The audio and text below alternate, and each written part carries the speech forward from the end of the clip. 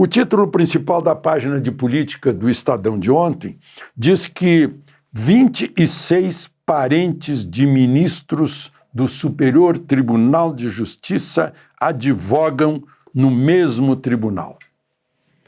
A gente fica pensando ações entre famílias. Na verdade, dos 33 ministros, 19 têm sobrinho, mulher, filho, algum tipo de familiar, de parente, advogando lá. 2 responderam mostrando que foi incidentalmente, um filho participou, mas mora nos Estados Unidos, não atua no tribunal em que ele está, né? Mas, enfim, faz a gente pensar. Sabe por quê? Porque já houve caso em que um advogado bem conhecido aqui em Brasília, com trânsito aberto no Supremo, saiu a foto dele de bermuda no Supremo, né?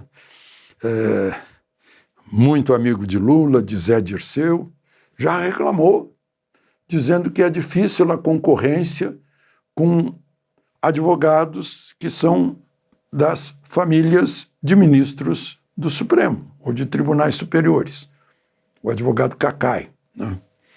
Então, é estranho mesmo, é uma questão de princípio, de ética, né? Não dá, não pode, né? Não fica bem. Então aí, reclamando do Nicolas, ele pegou um avião, esse avião era de uma empresa de táxi aéreo, onde o Vorcaro era sócio, o Tanuri era sócio, em 2022. Ninguém sabia sequer quem era Vorcaro, né?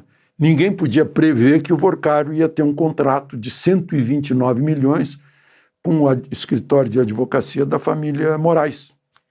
Ninguém poderia prever que empresas ligadas ao Vorcaro estariam ligadas também ao Taiaiá da Mari DT de Dias Toffoli. Não dava para prever, né? Mas a gente vê, hoje a gente está vendo essas ligações. Dá uma tristeza enorme. O Poder Judiciário é muito importante. O Poder Judiciário tem que estar acima de qualquer suspeita, né? E o Poder Judiciário são os seus integrantes. Não é uma abstração. São os integrantes que deixam reluzente o conceito do Poder Judiciário ou o enlameiam, né? O Poder Judiciário tem que pensar nisso como um todo. Eu sei que pode uma entidade como o Conselho Nacional de Justiça pode cuidar de muita coisa, mas não pode cuidar do Supremo. Quem cuida do Supremo é o Senado. É o único órgão fiscalizador do Supremo. Esperemos que Alcolumbre tome alguma decisão, como a que ele adotou ontem, não aceitando o pedido de anulação dos governistas da quebra do sigilo do Lulinha, né? Aliás, Lula diz uma coisa para o povo e diz outra para os governistas. É uma coisa muito clara. Quando alguém quer esconder alguma coisa, é porque tem alguma coisa a esconder. Não é óbvio, né? Óbvio. Bom, eu falei ontem do orçamento da defesa.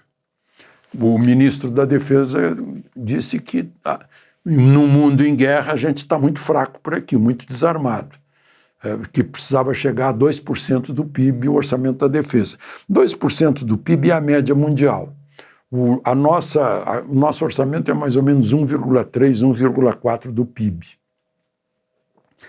E com isso a gente perde, né, nessa proporção, a gente perde feio para a Colômbia, para o Equador, para o Uruguai, para o Chile, para a Bolívia. Só para citar o Atlas de Defesa, né, e citar os nossos vizinhos, né?